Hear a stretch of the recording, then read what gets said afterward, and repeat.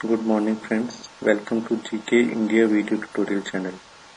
आज के इस वीडियो लेक्चर में मैं आपसे आईएएस मेंस के क्वेश्चन डिस्कस करूंगा।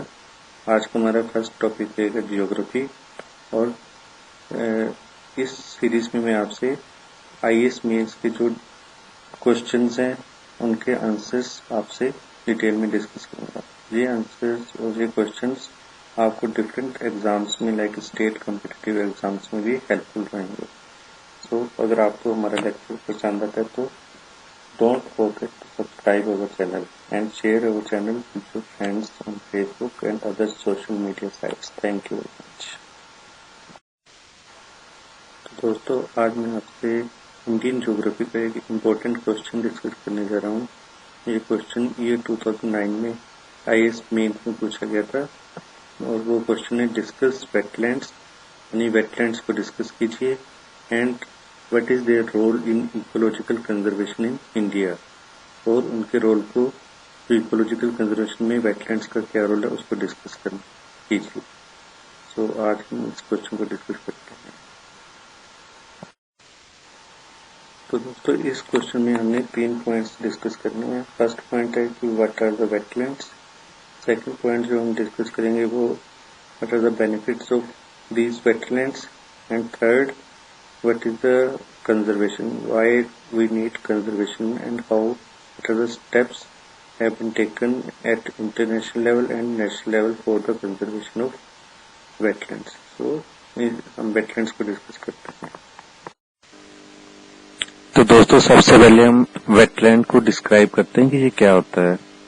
वेटलैंड एक लैंड एरिया है जिसमें बहुत ही ज्यादा वाटर कंटेंट काफी हाई होता है, यानी कुछ रिवर्स के नजदीक या कुछ सीज के नजदीक जो एरिया है जिसमें बहुत ज्यादा हाई वाटर कंटेंट होता है, उस लैंड एरिया को हम वेटलैंड के नाम से जानते हैं। और जहाँ पे एक ध्यान देने योग्य बात है कि वेटलैंड ये जरूरी नहीं है कि वो परमानेंटली वेट रहे, वो सीजनली भी वेट हो सकता है, यानी कुछ एरिया कुछ टाइम के लिए वो ड्राई भी हो सकता है, लेकिन जब रेन्स पड़ती है या कुछ बारिश होती है तो वो सीजनली उसमें वाटर कंटेंट हाई हो जाता है, तो वो it becomes N wetland. Wetland के में जो पानी होता है वो फ्रेश वाटर भी हो सकता है, सॉल्ट भी हो सकता है, यानी जो वेटलैंड समुद्र के नजदीक सीज के नजदीक होते हैं वो उसमें साल्ट कंटेंट काफी ज्यादा होता है। और it can be brackish water. Brackish water वो होते हैं जिसमें जो साल्ट कंटेंट होता है वो फ्रेश वाटर और साल्ट के बीच में होता है, यानी फ्रेश वाटर से कुछ साल्ट कंटेंट ज्यादा होएगा और समुद्र का जो पानी होता है जिसमें साल्ट कंटेंट काफी ज्यादा उससे थोड़ा सा कम होएगा, तो उसको हम ब्रैकिश वाटर के नाम से जानते हैं। सो वेटलैंड में फ्रेश वाटर भी हो सकता है, इसमें साल्ट कंटेंट भी हो सकता है, ज्यादा हो सकता है, और it can be brackish water. एक अन्य कैरेक्टरिस्टिक जो वेटलैंड का होता है वो है कि जो सोइल टाइप है that is hydric soil rich in water, and जो प्लांट्स वहां पे ग्रो करते हैं वो हाइड्रोफिटिक प्लांट्स होते हैं, जो कि पानी की अधिक मात्रा में उनकी पैदावार होती है, हाइड्रोफिटिक प्लांट्स होते हैं। There are different types of wetlands.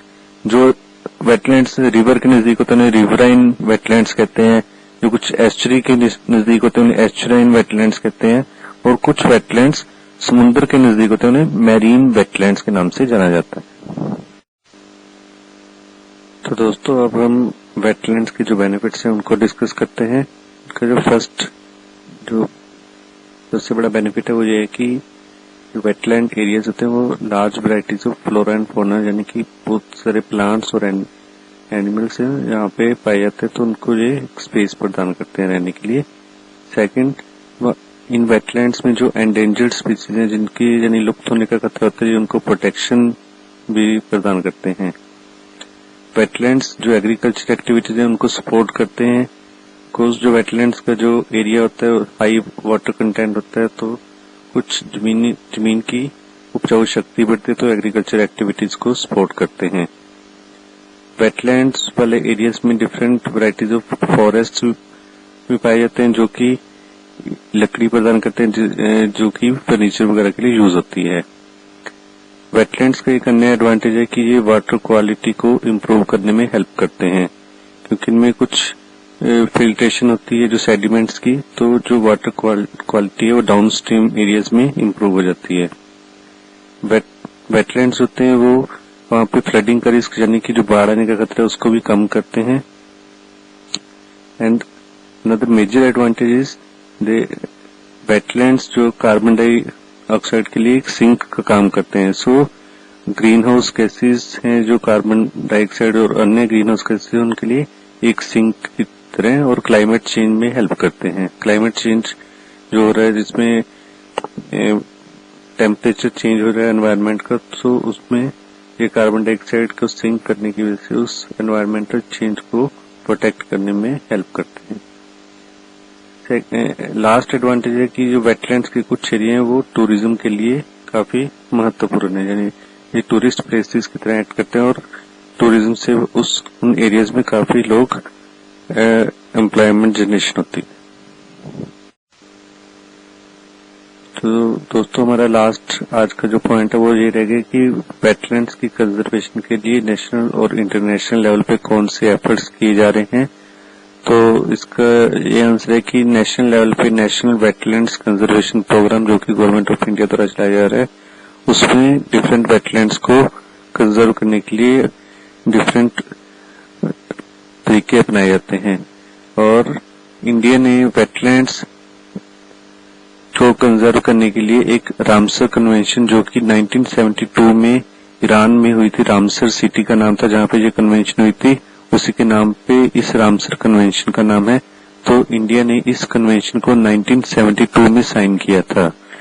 इस कन्वेंशन में जो पार्टिसिपेंट कंट्रीज हैं उनकी मीटिंग्स अक्सर होती रहती हैं एवरी 3 और 4 इयर्स, और जिन्हें कॉन्फ्रेंस ऑफ पार्टीज कहा जाता है। जो लास्ट कॉन्फ्रेंस ऑफ पार्टीज जिसकी कि COP12 थी वो 2015 में उरुग्वे में हुई थी। और नेक्स्ट जो कॉन्फ्रेंस ऑफ पार्टीज है दैट इज COP13 वो 2018 में अब ड्यू है, जो कि दुबई UAE में नेक्स्ट 2018 में होनी है। सो एक अन्य इम्पोर्टेंट पॉइंट जो कि याद रखने जो कि वो ये है कि मैक्सिमम नंबर ऑफ जो रामसर साइट्स हैं वो यूनाइटेड किंगडम में हैं और टोटल वर्ल्ड में अराउंड 2231 रामसर साइट्स हैं। इंडिया में करीब 25 to 26 रामसर साइट्स आइडेंटिफाई की गई हैं। तो दोस्तों आज के लिए इतना ही। अगर आपको हमारा ये टॉपिक पसंद आता है, हमारा वीडियो लेक्चर पसंद आता है, तो आप हमारे चैनल को सब्सक्राइब कीजिए। हमारी अन्य वीडियोस आप हमारे वेबसाइट gkindiavideos.com पर देख सकते हैं। हमारे YouTube चैनल को सब्सक्राइब करें और इसे शेयर कीजिए। Thank you very much.